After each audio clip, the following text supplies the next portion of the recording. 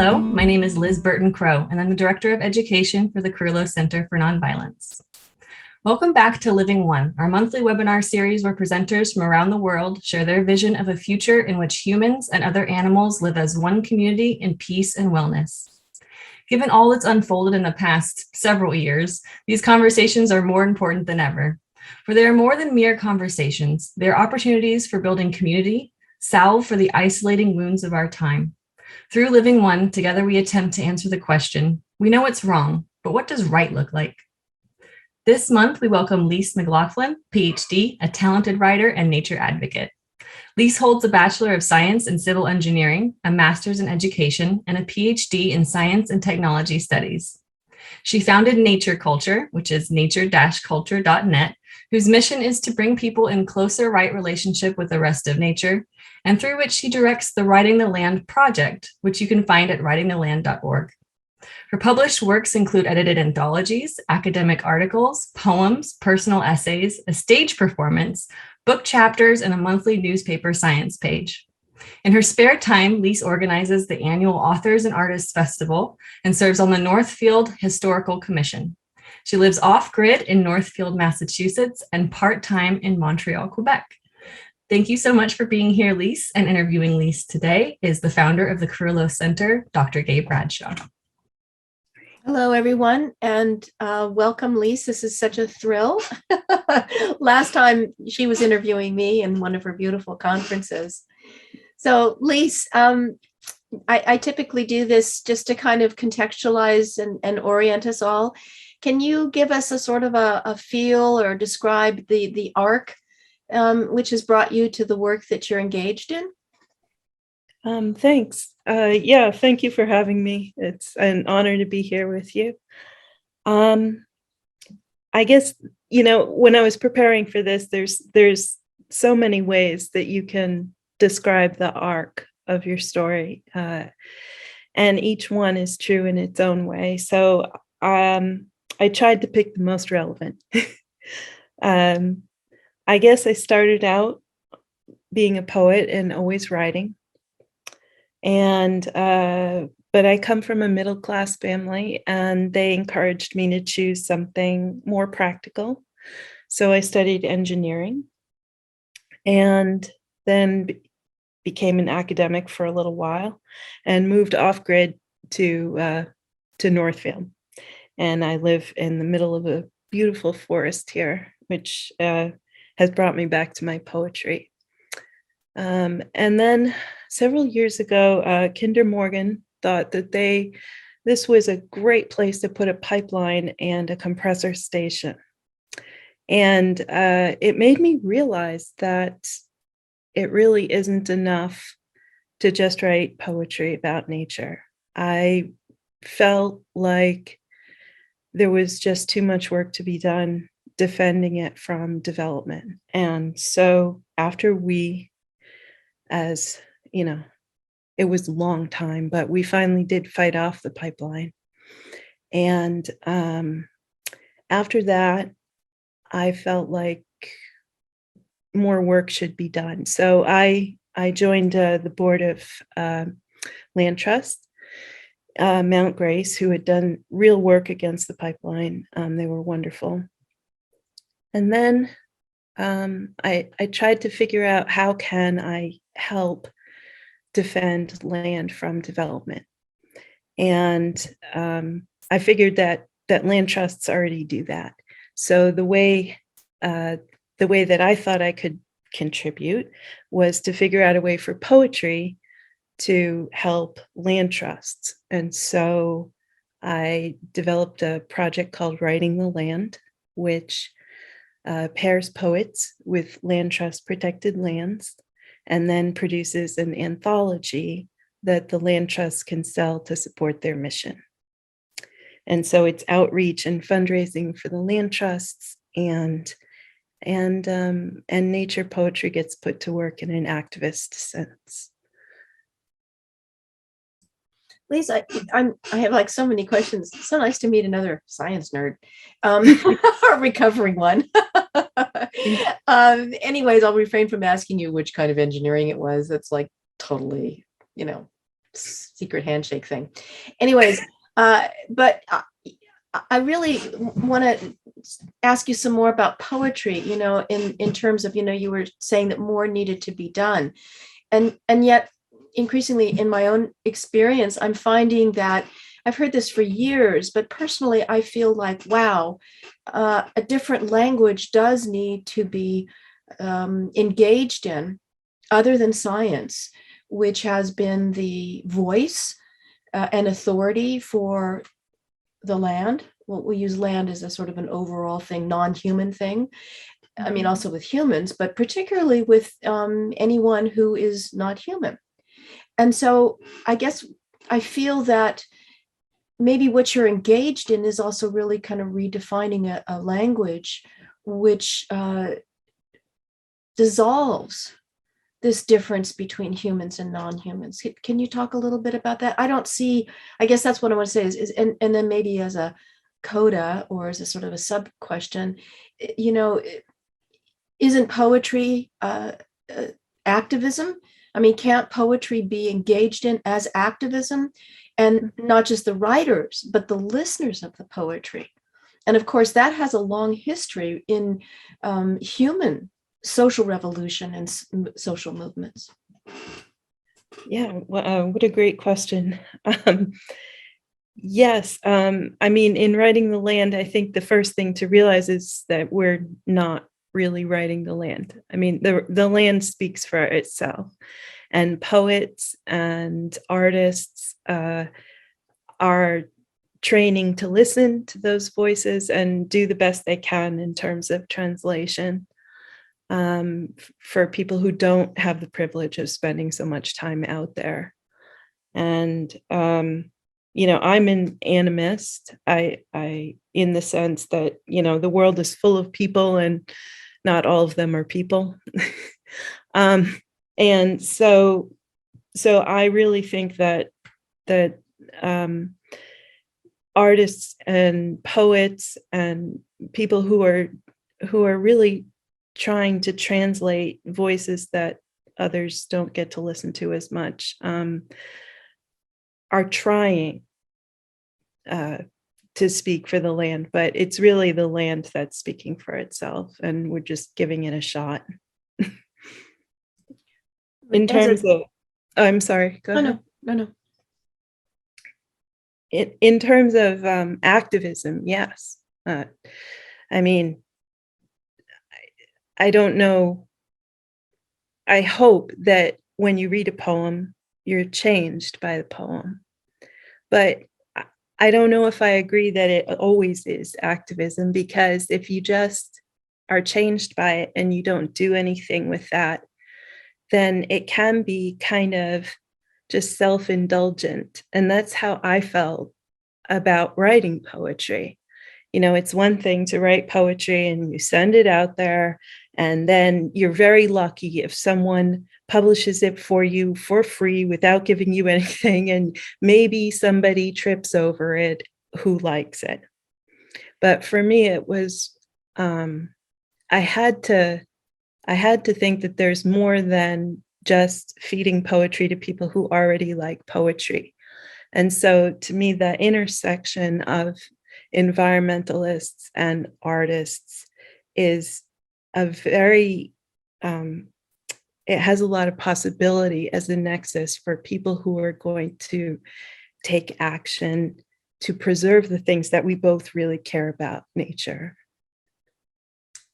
I remember when Jeff and I were in Russia one time, and we were sitting around with some Russian colleagues, other scientists and their families, and we were talking about how in Russia, when someone asks a question, what do you do? And someone answers, oh, I'm a poet, they go, oh, wow, and ask further. And here in the United States, the experience is, well, yeah, I know, but what do you really do? So, and again, it seems that that's really integral to the work that you're doing, is also kind of redefining poetry or sort of bringing back the authority of poetry. I mean, when you look at Shakespeare, for example, I mean, that was a major vehicle, and it continues to be a major vehicle, you know, his work and others. The Earl of Oxford, because my friend is an Oxfordian, I have to say, so I have to make that clear. He's a Shakespeare scholar.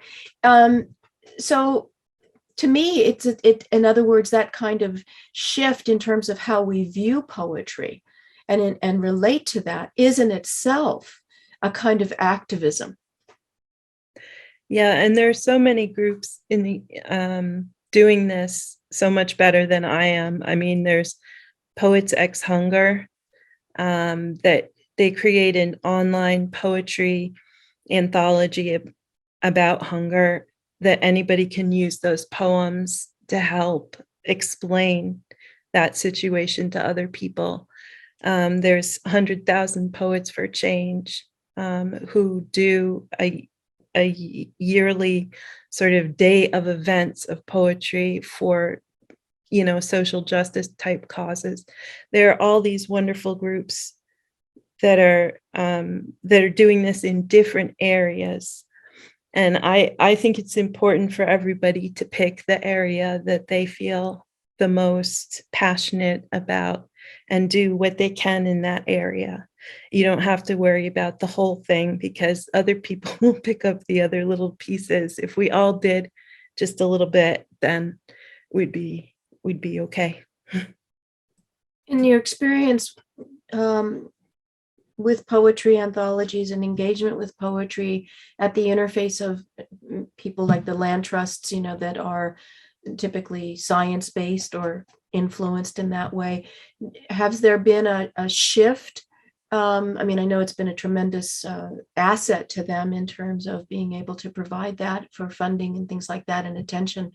Do you feel there's a shift that you've experienced or that you've witnessed in terms of people who are used to using the language of science or using the language of the environmental policy, et cetera? I think the thing that surprised me the most is that things are much more interdisciplinary than I expected.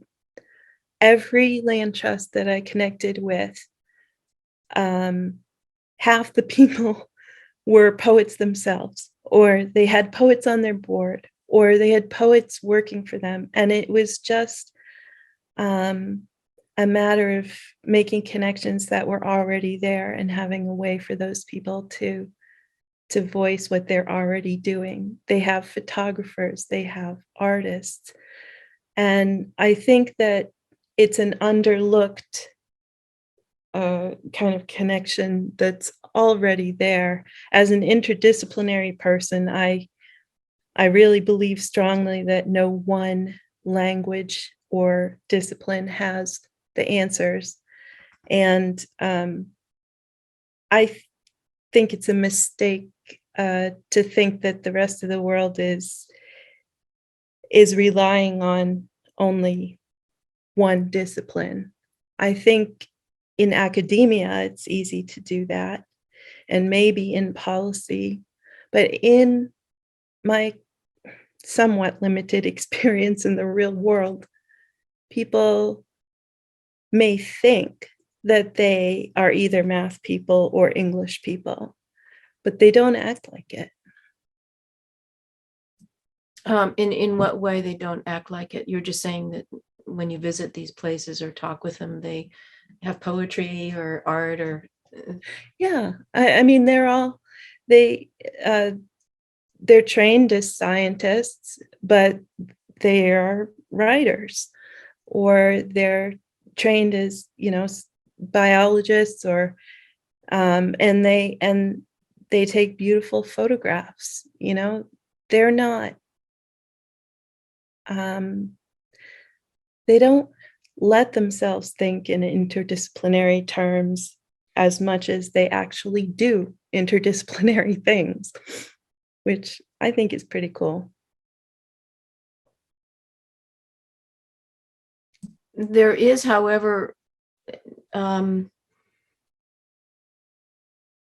a gap, or there is a tension, I'm not sure what to call it, between human and non-human. It's very, very strong, even outside of the academic circle. Anthropomorphism. I mean, that's like, it boggles my mind that there's still discussion about it. But someone brought my attention to this story of the whale recently that was caught in nets, and there was a great effort to free him or her. I don't know if it was a female or a male whale, and how she or he, went up to each of the individuals who had participated in freeing him or her, in thanks. And in that interview, they were talking about how, some of the scientists said, well, there was to go further than that is anthropomorphism, so that's still very strong. So I guess what I'm trying to say is that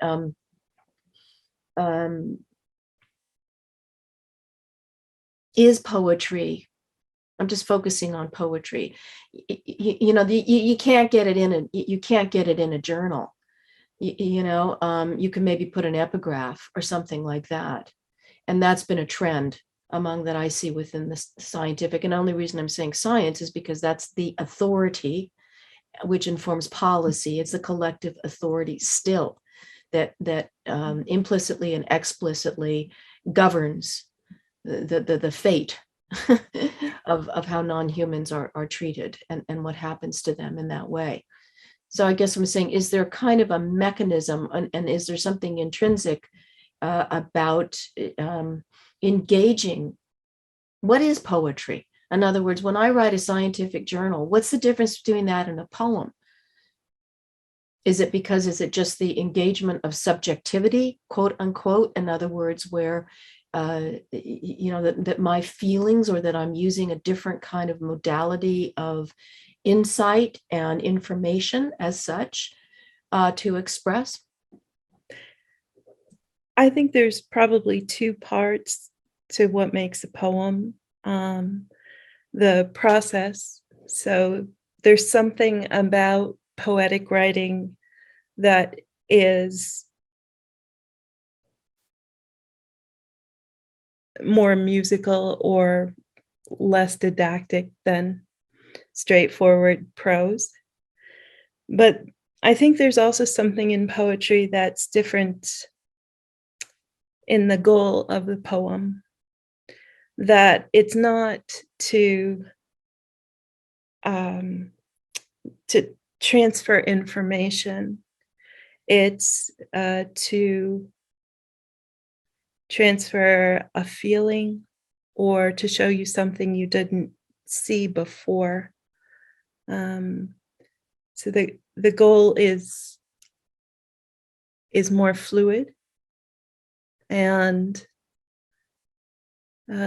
probably is different for the effect of a poem has more variation. It's different on each person. So if I read your scientific paper and I understand it, I probably get about the same thing as somebody else who reads it and understands it.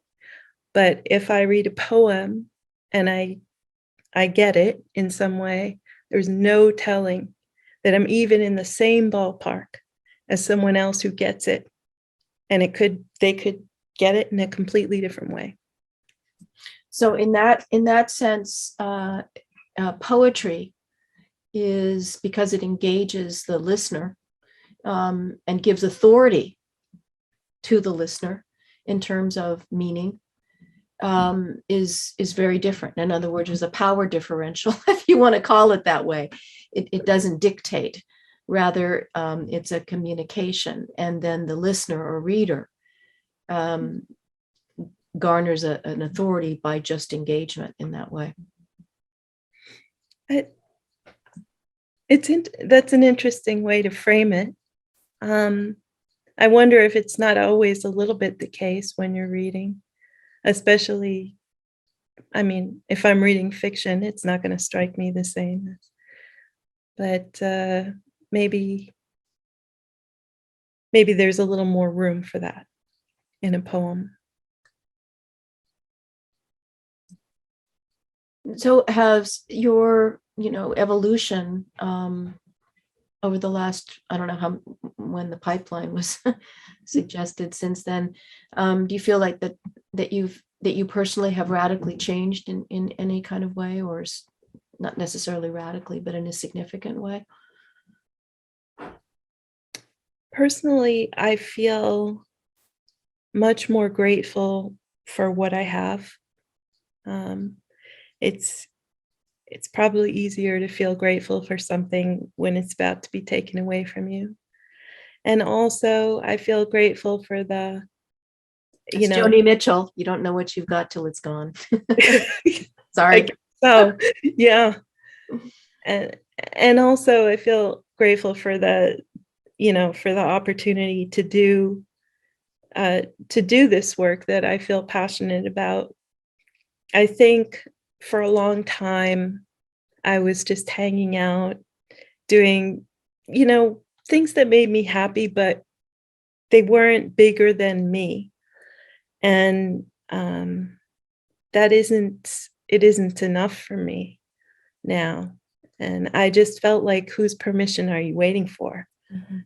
And I guess Kinder Morgan kicked me in the butt.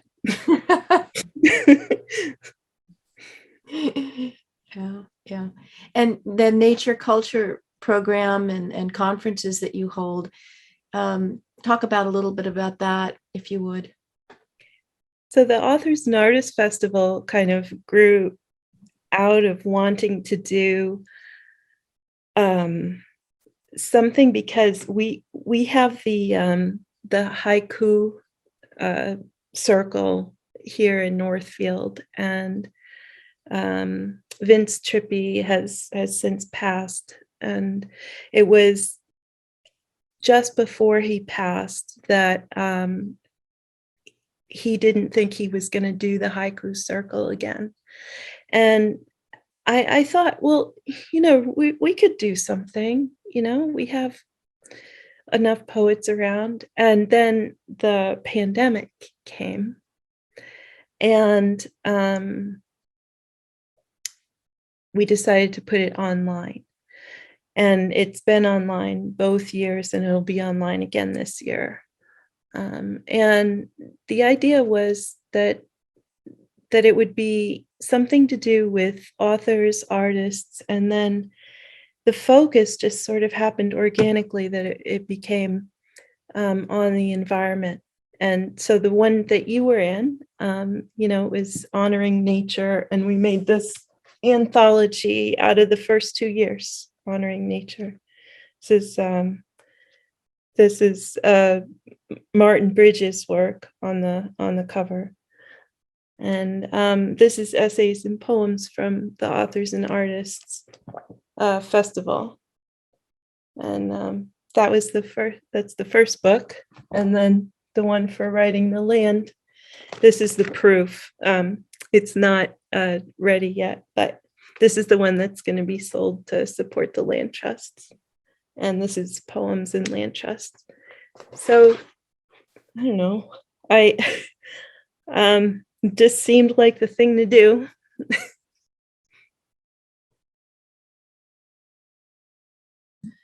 That's wonderful. And I guess in one of the things I wanted to ask you about was Ian McGilchrist. Do you know who he is? Does that ring a bell? Oh, I think he's Scottish. I can't remember. Anyways, he's from the broader UK area. Anyways, and he's a professor of, I don't even know. Okay. But anyways, he wrote this book called The Master and the Emissary. I might have that title wrong, but essentially it's this book that you could use as a door stopper. It's like 500, 600 pages, right? And I really, I don't want to simplify it, but an overarching theme of the book, and he brings in the neurosciences, is that we are a left brain culture, and that essentially that their left brain has taken over the collective consciousness in that way. So the extraordinary thing that he did was sort of zoom back, from the left brain, right brain work, which is done at the individual level or within a certain community or whatever, into this whole sort of social, political, economic systems level. So I guess what I'm saying is that to me, the poetry, the way you describe it, art, those genres are ways of sort of revitalizing the right brain and legitimizing the right brain at a cultural level, or a cosmic level, however you want to call it, and in that particular way is bringing a kind of an integration in, which is what he asserts is this need for the reintegration. Of course, this is all related to neurobiologically to trauma, in terms of traumatic healing and things like that. Do you have any thoughts on that? Or Yeah, before I studied, before I did this stuff, I used to study gender studies, and Europeans weren't always so focused on mathematics as the highest thing. When women first started studying, they were cautioned to study the simple subjects like mathematics, because poetry and drama and all that was too complicated for their little brains. So over time, whatever became what men were studying became the thought to be the highest and most complicated. And it's nice to hear that some of them are going back to the older ways and enjoying something a little more complex. Having studied engineering and poetry, I have to say that although the way we teach mathematics is quite horrific and puts a lot of people off, doing mathematics is just a matter of learning some rules and doing it. It's not difficult. But writing, to find a good writer is, we still don't know how to teach that, because it's too complicated. So I'm when you said that, when you say it's too complicated, are you using the quotation marks on that, or no, I think that there's so much to writing really well that you can teach people to write a decent essay. You can teach people to write to a good level, but the geniuses who write things that move us, that are above what normal people write, they didn't learn it in school with rules. It's beautifully complex.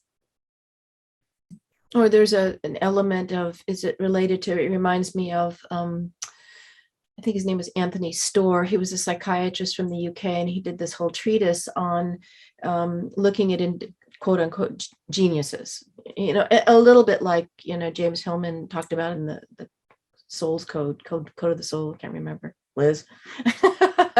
Anyways, I think it was the Soul's Code. So kind of Anthony Storr is a psychiatrist or psychologist, and he was looking at these geniuses, Charles Darwin and people who, just, created new paradigms, or right?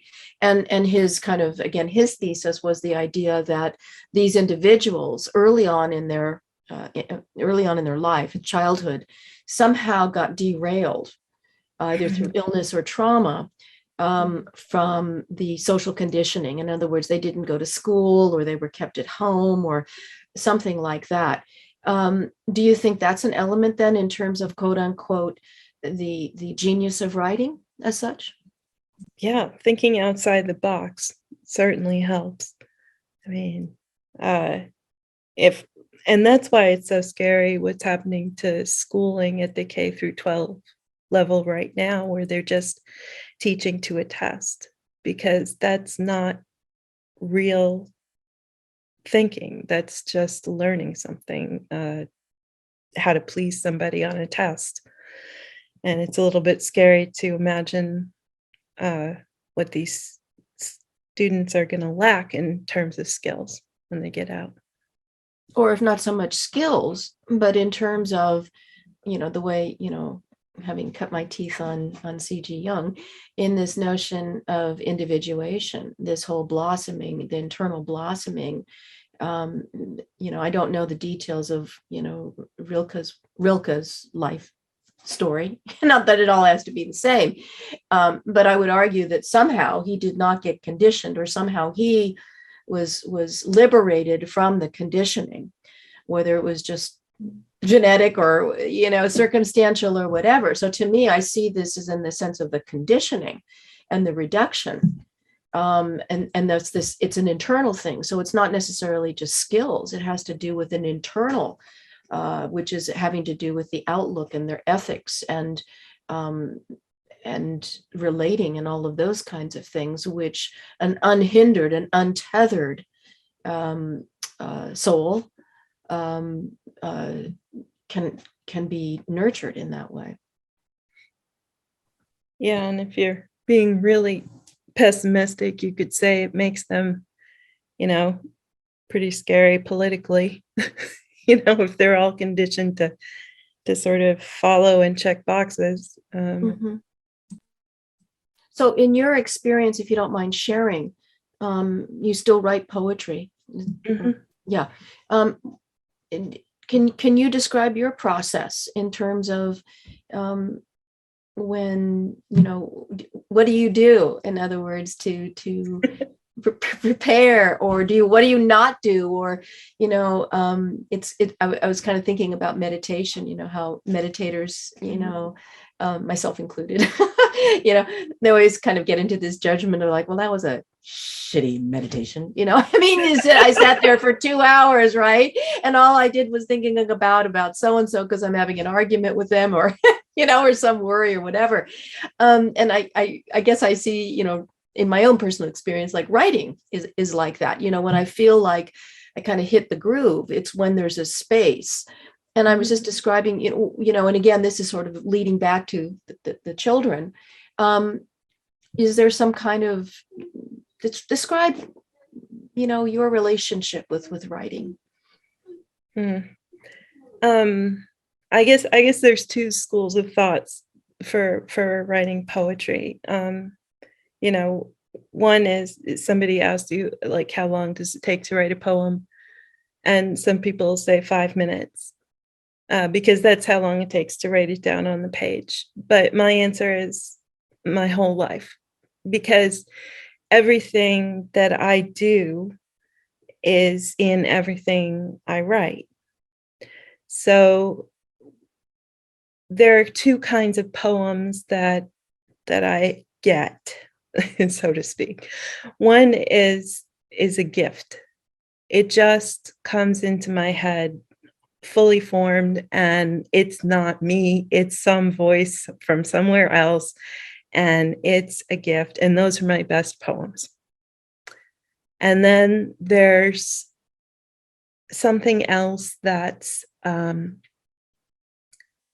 it's a struggle of some kind, where I'm trying to translate something into words. And those poems often take a really long time to write. And I don't usually think they come out as good, but sometimes people like them. So those are the two ways that I write poems.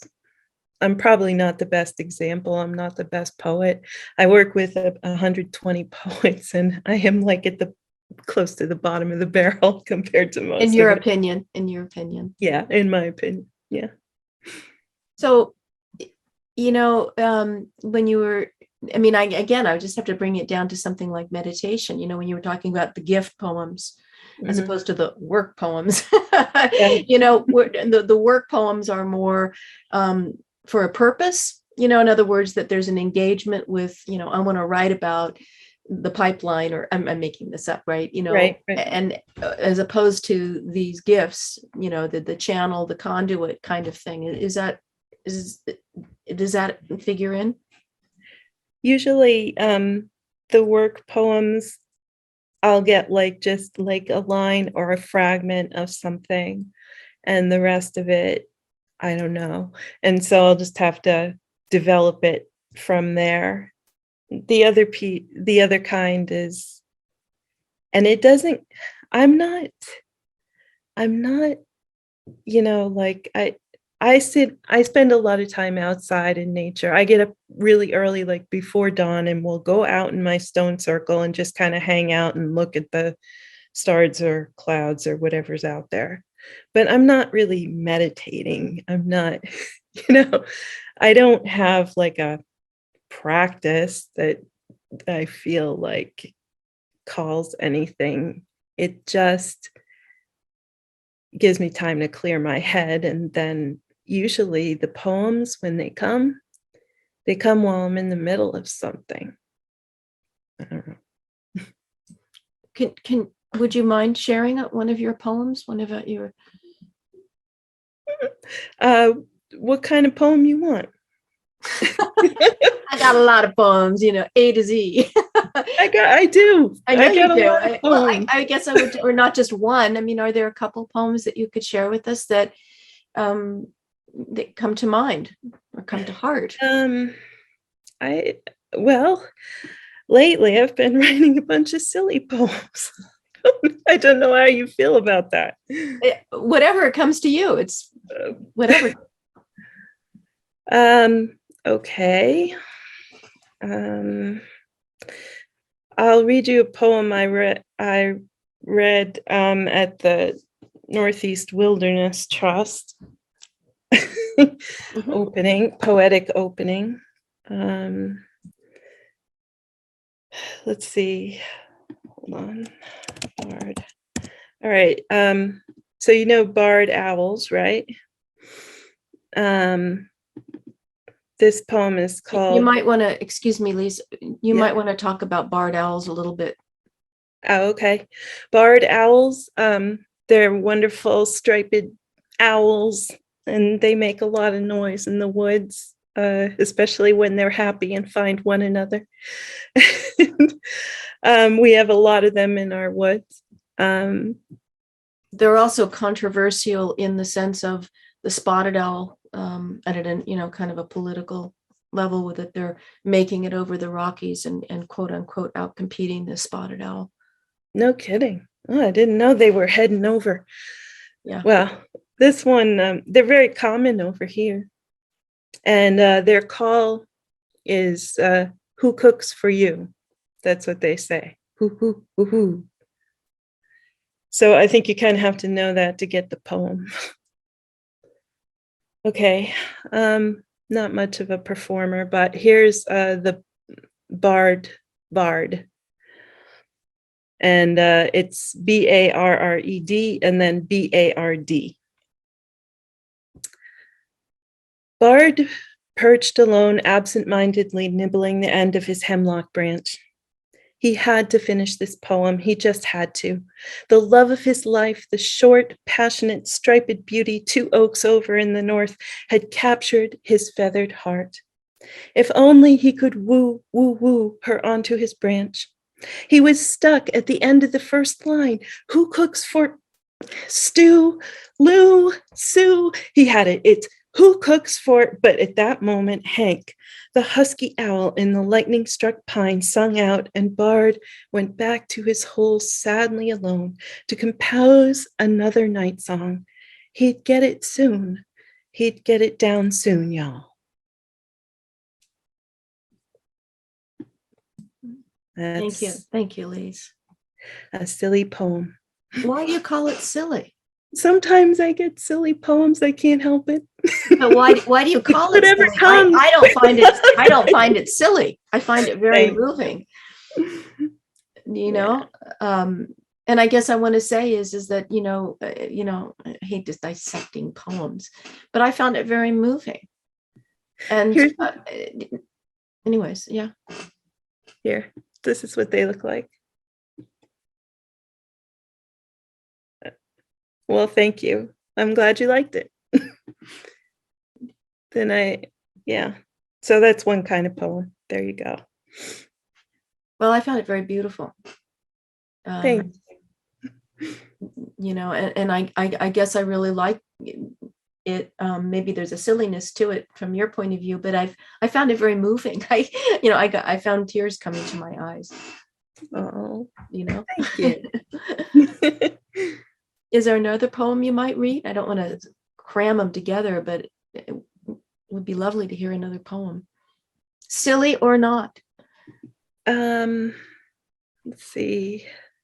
You know what? I do want to bring this. I'll send it to you. I'll try to find some reference. But having lived in the Northwest and having worked for the government with the spotted owl, there was this whole, brouhaha about the barred owl and killing them because they were going to be out competing the spotted owl. And that there was also and I may be getting this wrong, but there was also this notion of the confusion of their calls. I actually was out in the field making spotted owl hooting sounds. I'll just take a little segue here because it is kind of interesting. So when I worked for the Forest Service as a research mathematician for many years, and I was an odd duck, as you can imagine. So all of the politicians would converge, right? The spotted owl issue, this was during Clinton, blah, blah, blah.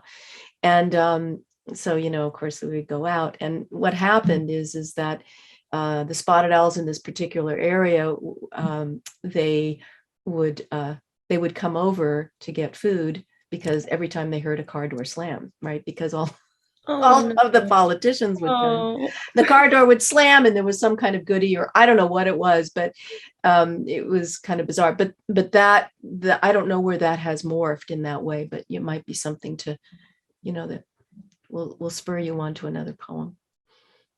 Well, I'd like to, I think, I'm not sure I want to add any more words now.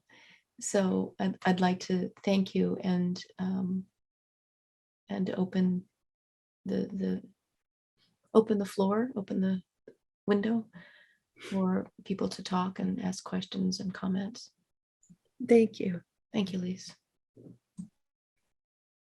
Thank you so much. It's moving and makes my segue a little bit harder in terms of moving on to our next portion, which will be the Q&A, and even more awkward for me to do now my shameless plug for not only your work, but also that we'll be here again next month. I know we took a little bit of a break, but November 6th will be our next Living One event. So with that said, I am going to share the screen just so that you guys have the website and also the books that Lis had mentioned earlier. Let me pull that up really quick. But that way you have a chance to kind of write them down, or if you want to watch this recording later, you can also see them there. Just get all my buttons in order. Here we go.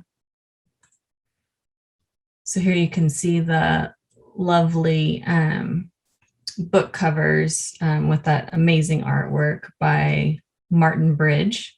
I think I got his name correct. And Gay wow. is in the honoring nature one. She has a really wonderful essay in that. Oh, okay. Well, good to know. Holding back. Sales will soar. Yeah, just to let people know, because they're obviously, interested in your work. So yeah. So and the Writing the Land project is really interesting. I may have a inclination to kind of join you myself. So if you see me, don't be surprised. But I enjoy the silly poems that are maybe not so silly. I do appreciate that as well. So I see a couple of folks are making a couple notes, so I'll keep this up for just a moment longer and invite you to start thinking about if you have any sort of questions or comments You can either raise your hand, or you can go ahead and unmute yourself. Or of course, there's that lovely chat box. If you'd like me to read them aloud for you, I'm happy to do that.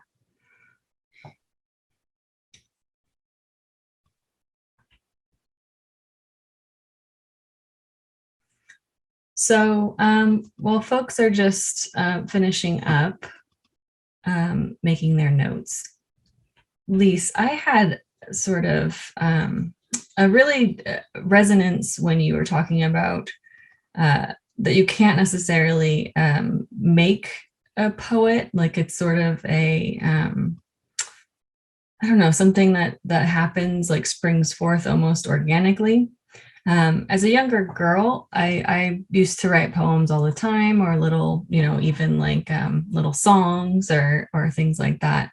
And I remember at one point, some of the adults in my life were very like, keen to figure out how do we sort of, use this to teach other kids how to do exactly what you're doing. And they asked me to come as a, fifth or sixth grader or whatever it was to another sixth grade class at a different school and to tell them, how to write a poem. And I remember being like extremely sort of like stumped about how to tell someone to be myself. So that really resonated for me. I could give some tips, like you could start with the cool thing where it spells a word, and then you could do like that. I don't know, but I just not necessarily so much as a question, but just a comment and a resonance in terms of, I think there's something to be said for that there's sort of a spontaneity or a magic, or, even, like you said, some of them just kind of like come from somewhere. And I feel that, I think, more often than not, if I feel sort of in the groove. So thank you for sharing that, because I think I always had that feeling, but it was never really like articulated until you said it. And so that made me feel like less of a bum sixth grade poetry teacher. So, well, I mean, you can teach poetry. You just can't make someone a poet. Mm-hmm. I mean, there are great poetry teachers who will help you be better poets. But if you're not a poet, you're not. But isn't that kind of the purpose of, I mean, that's how I see it, is there really isn't a goal other than, I mean, isn't it mainly, I mean, yes, I'll just say for me, for example, from my writing, I've never been a writer. And you will appreciate this, I had the contractive brain, because in science, particularly mathematics and physics, the less you say, the better, right? So it's kind of like a scientific haiku, right? So the thing is, so I've had to really learn how to write, even though I wrote poetry when I was younger and would read a lot and blah, blah, blah, blah. But in a sense, it's, I mean, that's my experience, is that, yes, we want to communicate. And I've worked hard at learning how to communicate what I felt, like with the elephants. That was kind of my first foray, into writing, communicating what I felt was, something that I could say that would bring people's attention to what elephants were experiencing and what was happening.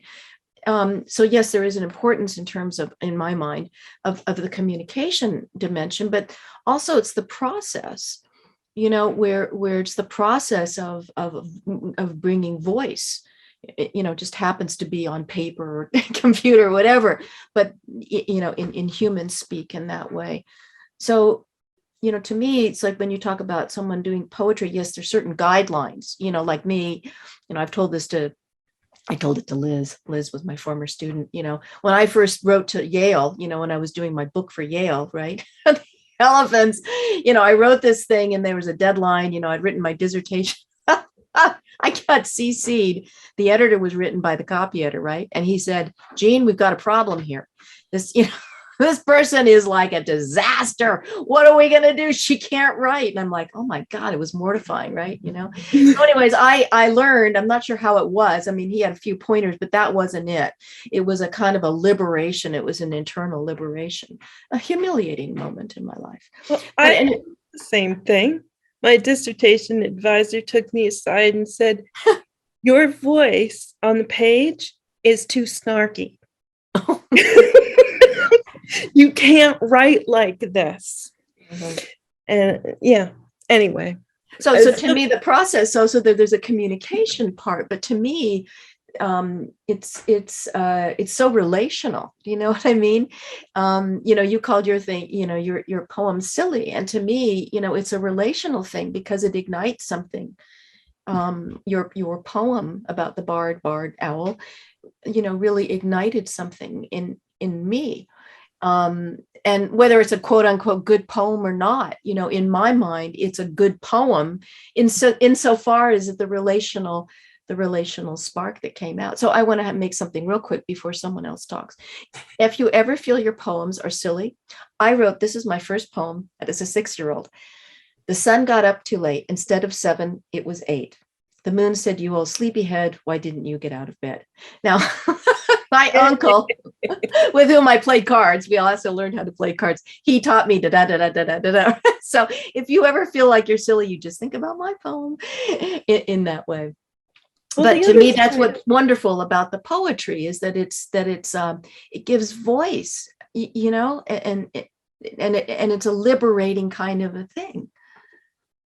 The other side of that whole statement, is that everybody's a poet. Mm-hmm. Everybody has an authentic voice. The question is, can you find it? Yeah. And if you can, then you're a poet. It doesn't matter what other people think of your poems. But if you can't, and there are people who can't for whatever reason at whatever time of their life, then it makes it hard. Mm-hmm. Like Bard. Poor Bard. You made it 90% of the way. But no, I agree with what Gay said in terms of yes, silly, but I think there is I wouldn't call it a human universal, I'd call it a person universal in terms of expanding the idea of personhood, of even just that idea of trying to get something out and feeling like shit. I mean, there's something about that that's very connecting to Bard and even to our fellow humans as well. I did see a hand. I think Mary may have had a hand up earlier. I don't know if we may have already answered the question, but feel free if anyone else has any questions or comments or poems they want to share or whatever. I made up a snarky poem for one of my ex-boyfriends. It was, "I'm a little bit like soap, the harder you squeeze, the quicker I go." Good one. I'm not sure I think that outcompetes mine. Oh, well, I was a little bit older, They're all good. Dating age. It's all good, right? Needless to say, he squeezed and he's my ex. So I guess. There you go. How that one ended. Well, I'm going to say something and then someone can interrupt me, but I'll tell you another experience. I remember going to when I was a scientist, again with the Forest Service, there was a graduate student from Yale and she was doing some dissertation, which I should look up. But anyways, she was interviewing, and part of her interviewing with the science, she would talk to everyone, like mill workers, anyone that had anything to do with forestry. And of course, the scientists and the researchers were included. And I asked her, she interviewed me, and I asked her because there was only 2 females there. And I asked her, I said, what are you learning from some of your things? One of the things she would ask is, what's your favorite, describe your favorite forest, and things. And she said, well, I can't divulge stuff. I said, no, I just said, is there things that you're finding? She said, the majority of the men that I'm interviewing all start to cry. And I guess that's, to me, that's why I see this is so important. To be able to even write a poem of mine about, an old growth tree, is that's so stifled. And it's an internalized, in my mind, within my experience within the science world, it's an internalized violence. And it does violence to that individual, and that violence then is perpetuated externally. And I think that the scientific quote unquote style is violent I'm having to read a lot of science articles again, which is, I know, some kind of penance for all my sins.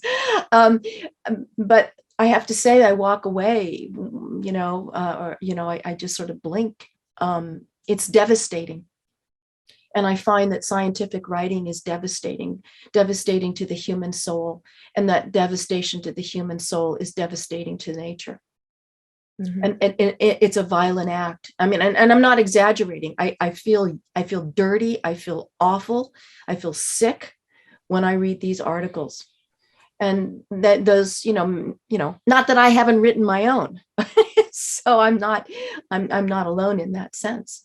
But I just love the idea of engaging the poetry, like your barred owl. I mean, I would love to see journals, of researchers doing poetry like yours, talking about the puma and the poetry, which has can have as much quote unquote information, in it. I mean, it doesn't have to have stats or anything, but what I saw, what I experienced, it's just my own commentary in terms of that. Diana, did you have something you wanted to add? Yeah, thanks you all for hosting, and thanks, I think, is it pronounced Lis, or I know you, Liz, but our guest, is it I don't know who the poet's name is, at least. Thank you. And like Gay, I also was crying during your quote unquote silly poem. Thank you. And I was really moved by that because I was able to get out of my own, my own thinking mind and really kind of sink into the life of the bard, and their struggles to say what they needed to say. So in kind of similarly to what Gay had just mentioned, I have more of a reflection, and maybe it'll tie into this question, is that it seems that like the scientific writing, at least when I read it, that it's all about pulling things apart. And that your poetry and the genre of poetry or the life of poetry brings things back together again in a way, like and that they don't have to prove anything. And it seems that the scientific writing is all about proving that something is important, and the poems just show up and kind of just dance the imagery or the feeling for us in a way, and they make what seems to be invisible to so many of us actually felt and visible. And so I guess my question is, and it's kind of tied into what Gay had mentioned and some things that came into the conversation, is in your work with the Land Trust or in your work with different people in the kind of environmental field, which I think we are all in. Why are we so quick to kind of negate that inherent connection between human and non-human? And over the time that you've been in this work, have you seen the places that separation starts to become less apparent? Like it just seems like we're just always trying to go humans here, nature here, humans here, trees here, humans here, and that when there is a connection with a whale, or like I think that image that was recently published of the orangutan, and the that when those connections are presented and shown as something really natural, that all of a sudden that we're just so quick to turn the other way. So you made two really good points. One is that, science tries to take things apart and sort of parse things out. And I'm a big fan of this author, Alistair McIntosh. She wrote Spiritual Activism. And in that book, he makes the point that things that are sacred are whole. he has a whole list in a beautiful paragraph, and one of them is snow leopards. I mean, just things that cannot be taken apart. They are sacred and whole.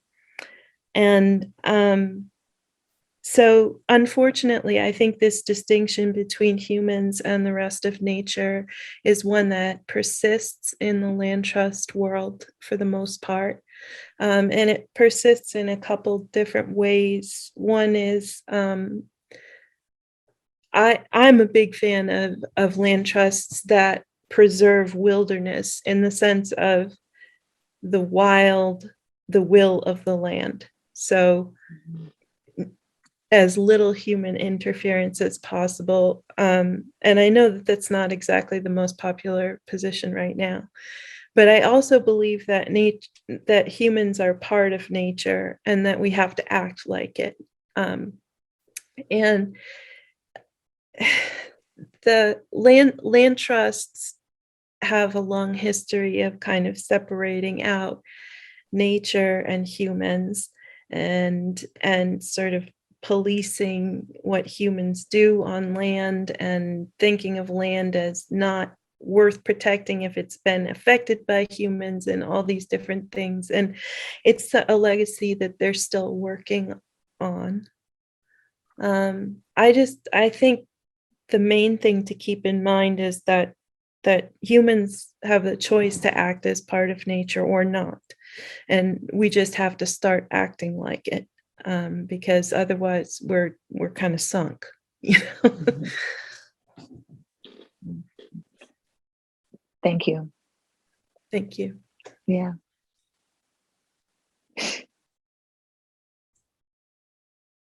I would like to just show you a little copy of a painting I did of an owl. Beautiful. I think it's a barred owl. Wonderful. Yeah, I'm wanting to learn more and more about painting animals. I did a mural of wolves in Jacksonville when there was a wolf sanctuary, and I was a mural artist. Mhm. And I wrote poetry a long time ago, but I haven't written any lately. It's encouraging to listen to your poems. I really enjoyed hearing them. Thank you. Thank you. I have a friend who's a mural artist and recently did a mural in a place that is going to be sort of landscaped. It's now a forest, and they're going to make it into part of a bike trail with little picnic tables and stuff. And she did a wonderful mural and put it up in that place of all the animals that would be displaced by this work, that are now using it as a corridor for for getting to it's right on the river. So Yeah. I think that murals are an important way to make statements that people really understand in a visceral sense from the pictures. Like saving the wild horses, which I'm working on right now. Mm.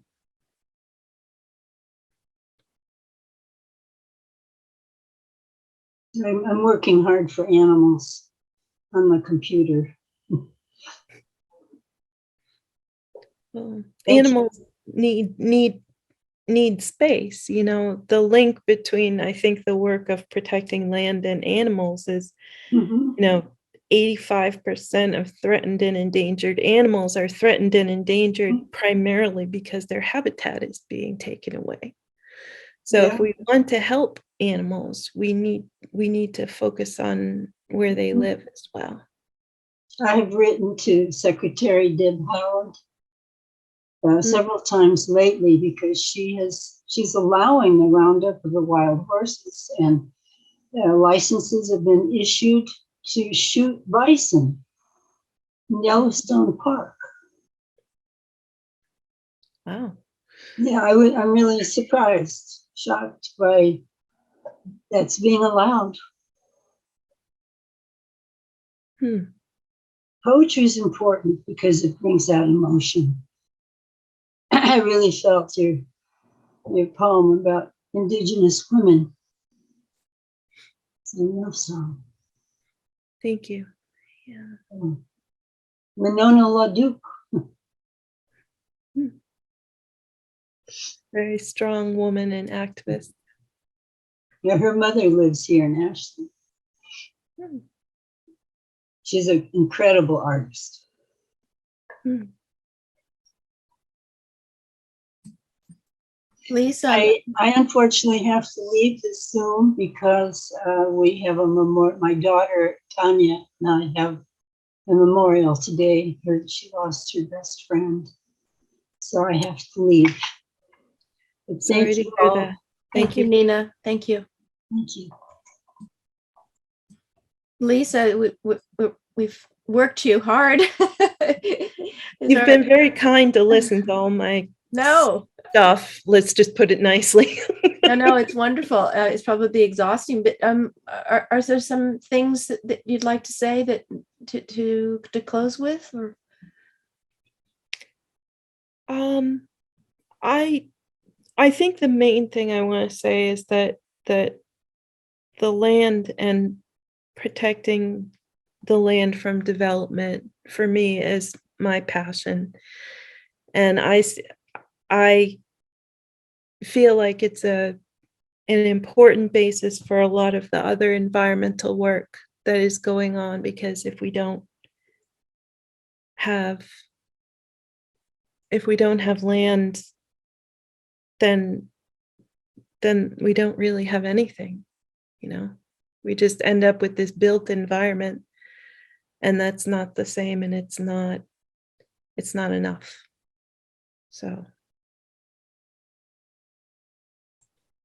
Thank you, Lis. I really appreciate it. And I have a feeling we'll be seeing more of each other at the writing project.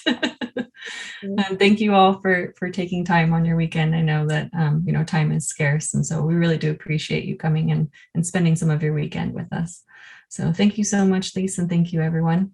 And I hope you have a great rest of your weekend. thanks so much thanks for so being much. Thank you, Lisa. Thanks, everyone. Thanks, Bye, Liz. everyone.